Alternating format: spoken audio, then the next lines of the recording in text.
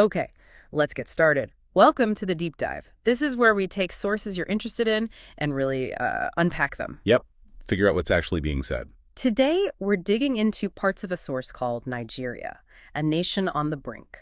We're focusing specifically on how it presents international views on, well, governance in Nigeria. And our goal here, just to be clear, is to pull out the core claims and the reported actions straight from this source. Just the facts as presented in the document. Exactly. We want to understand the picture it's painting for you.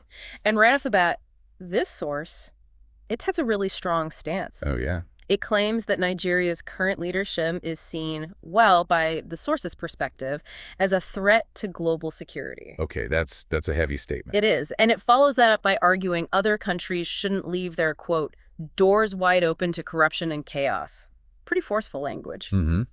And what's interesting is how the source tries to connect this view on Nigeria's internal situation to actual international responses it talks about. Right. It's not just making a claim in isolation. No, it's trying to link it. And this is where it gets really specific.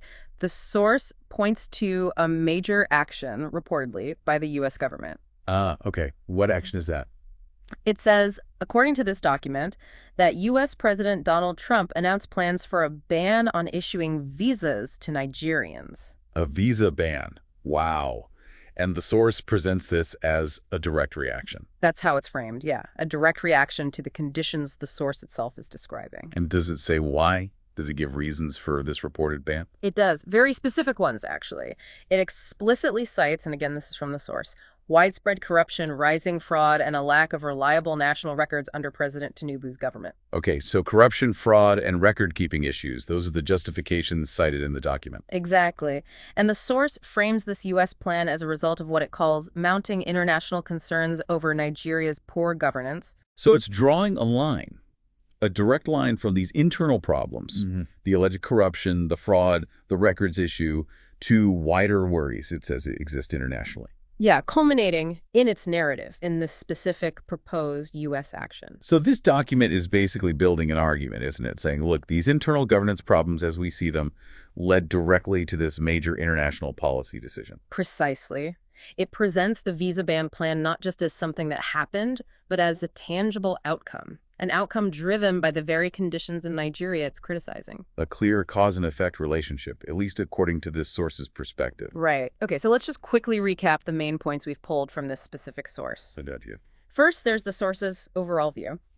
Nigeria's current leadership is presented as a threat because of issues like corruption and chaos, as the source puts it. Got it. Point one. Second, it reports this specific planned U.S. action, the visa ban. And it attributes this directly to reasons listed in the source. Corruption, fraud, lack of reliable records under the current government. Okay.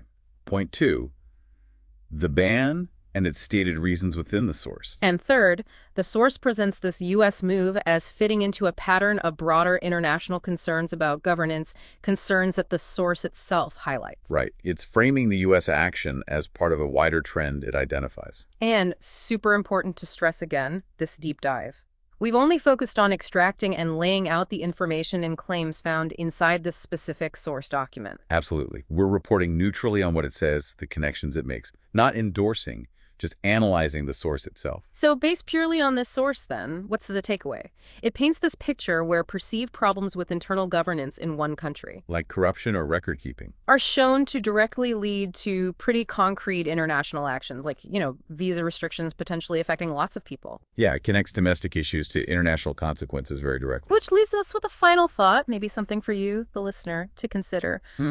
How do these kinds of fundamental governance concerns, things like reliable records, tackling corruption, the very issues cited in this source, how do they actually intersect with international relations, with the movement of people across borders? That's a great question.